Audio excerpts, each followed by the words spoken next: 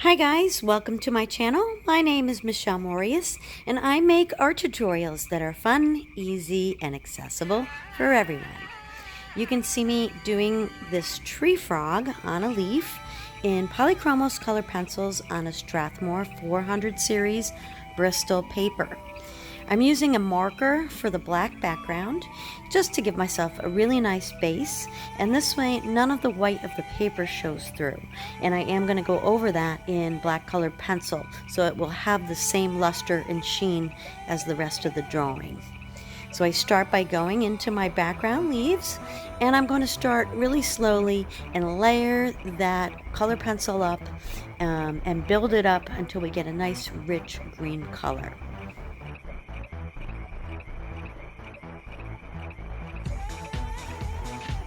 So I'm using several shades of green, and I'm layering one on top of another to really build that color up and give us the desired effect that we're looking for. I'm going to go in with some solvent after I get a nice coat down on the paper, and that's just going to smush all those colors together, make it a little more painterly looking, and it's going to just blend everything beautifully. Now it's really important to let the solvent dry before you go back over it with any more colored pencil. The beauty of the solvent is it doesn't touch the tooth of the paper, so you can put many layers on top of it after it dries. So just let it dry for about 15 or 20 minutes, and then you can go back in or go to another part of the drawing, but you can go back over where you've put that solvent once it dries. Now I'm only going to use this solvent on the background leaf part and the front leaf part. The reason for this is I'm going to use my electric eraser to pick out a lot of the bumps and kind of that chicken skin that's on the frog, and I want to be able to go down almost to the white of the paper with that electric eraser when we're ready for that texture. If you put the solvent down, you may not be able to pull that color pencil up as freely as if you don't use it in certain areas. So I'm using it on the leaves only and not on the frog part. So now that that solvent has dried on the leaf, I'm going to go back in with several more layers of colored pencil. And you can see how rich and vibrant that gets when you use the solvent. So I'm just putting in another coat, and we're going to keep going over it and keep repeating that step. So let it dry, go back, add more colored pencil, let it dry again, and just keep going until you get it as deep as you want it to be.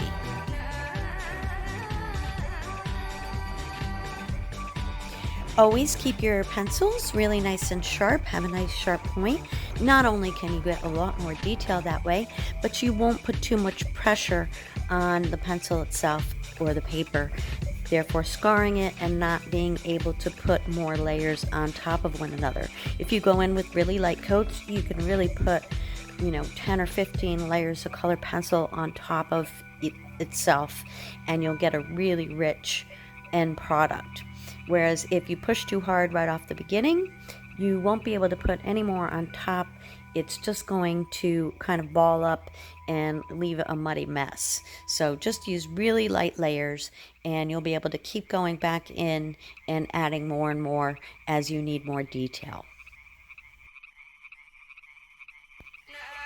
If you guys want to see the slower version where I give you step by step how to do this tree frog, you can check out my Patreon account. I'll put a link in the description box below. It's 3 hours and 51 minutes long from start to finish. I give you the reference photo, the sketch outline, and I call out all the materials as we're going through the drawing. So if you'd like to check that out and you'd like to see my other tutorials, check out my Patreon page in the link in the description box below.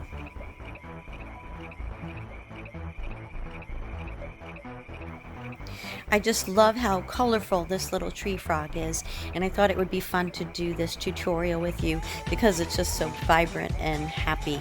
I love the orange against the green and the red of the eyes, and it's a really fun project to do. So if you'd like to follow along with me, please do. Now the bottom leaf is quite textured, so I am going to go in first with the solvent, and I'm going to try to get a good, nice base coat that's really evenly blended, and the solvent helps me do that. And then I'm going to start to go back in with some of the texture, the veining of the leaf, and then we're going to go back in with some more solvent, and we're going to go into kind of like these little squares to give it the texture and the veining on the leaf.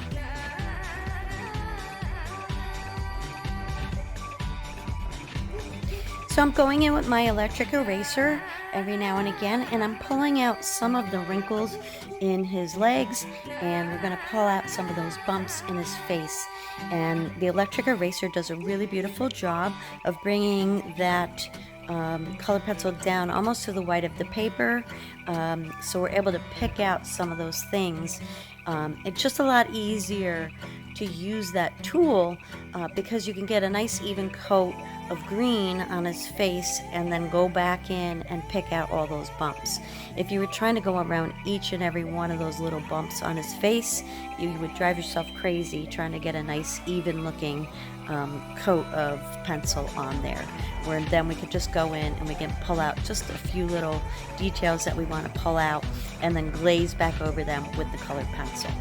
So right now I'm trying to go into those feet, and I'm trying to add some depth, so some roundness to his little fingers and the inside, like the webbing of his little feet. As you start to get more and more detail in, you can go in with a lighter shade of color pencil and smush all of those layers together so that you have a really nice seamless look to each little part that you're doing. So I'm going in with the electric eraser here. We're pulling out some little bumpy details in his face, and then we're going to glaze over it with some other colors and just make it blend in and blend all together and look really realistic. So you want to check your values at this point. So we're just really adding in more and more detail on the end now, very sharp color pencils, and we're just going to check all of our values and see what needs to be lighter, see what needs to be darker.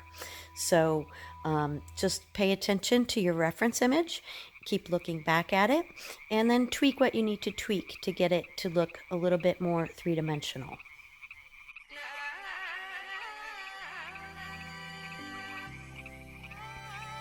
So little by little, I'm adding in my veining of my leaves, and I know this is sped up, but what I did is I went in and I put in all these little squares, and then I go back in with the solvent and I go into each one of those little squares, and I'm just kind of smushing all of the color pencil together. And we're going to do this in several layers.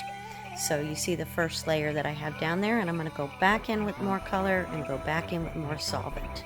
So right now I'm just trying to get the contour of his face, so we're just tweaking our values to give us the his eye jutting out and his nostril, and just making sure that we have enough of our midtones, enough of our deep dark shadows, and then our highlighted colors. Color pencil takes a lot of time. It takes a lot of patience. So if you get stuck or you get tired, feel free to step away and you put some fresh eyes back on it when you get back at it. Look at your reference photo back and forth and see what needs to be adjusted, and then you can get a better feel for what needs to be done to finish the drawing. It is a marathon, not a sprint.